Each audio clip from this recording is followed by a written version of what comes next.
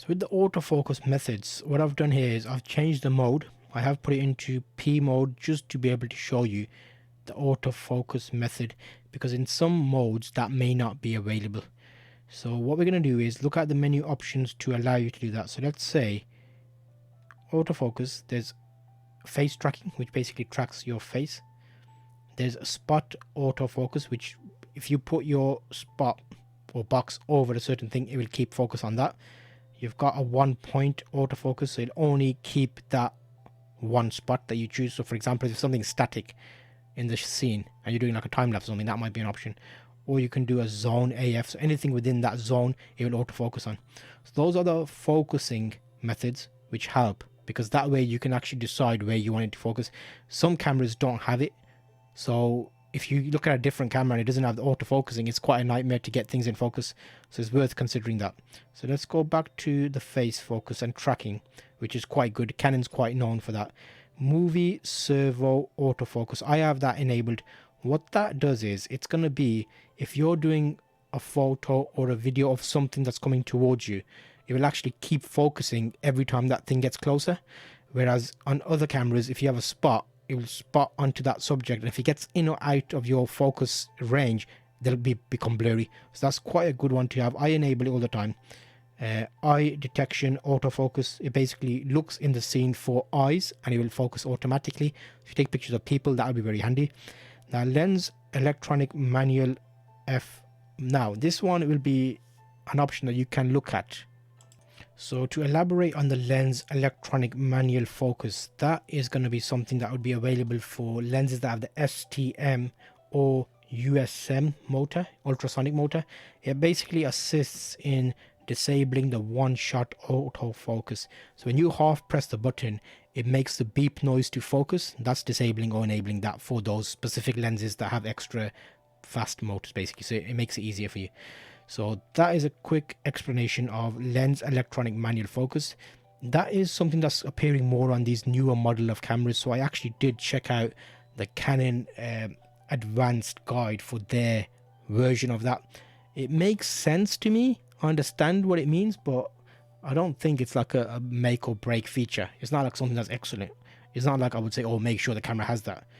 MF peaking settings, so manual focus peaking settings, these will basically show you if you're peaking. What that means is on the camera, if it's too bright or too dark, you get little zebras on screen or high points or light points to help you view that. So you can have that on here from different colors. Basically it can be off or on. You've got level of low, high, and then you've got a last one here of color. It shows up as red, yellow or blue depending on what you want to see. Can be helpful. Again, if you're using the basics that I talk about in my photography course, the free one you can check out on my channel, you won't need to worry about this stuff. It's basically, are you taking a good photograph? Is it well exposed? You should be fine. Unless you're going too advanced with it, then you want to start using and playing with these settings. But yeah, that was a look at that menu for you. Now in different modes, there will be additional menus that pop up. So I want to give you a view on that. So here we've got things like the white balance setting, which you can set as auto or the mode, like cloudy day for example. That's basically that tinge on your screen that you see is either too light or too dark.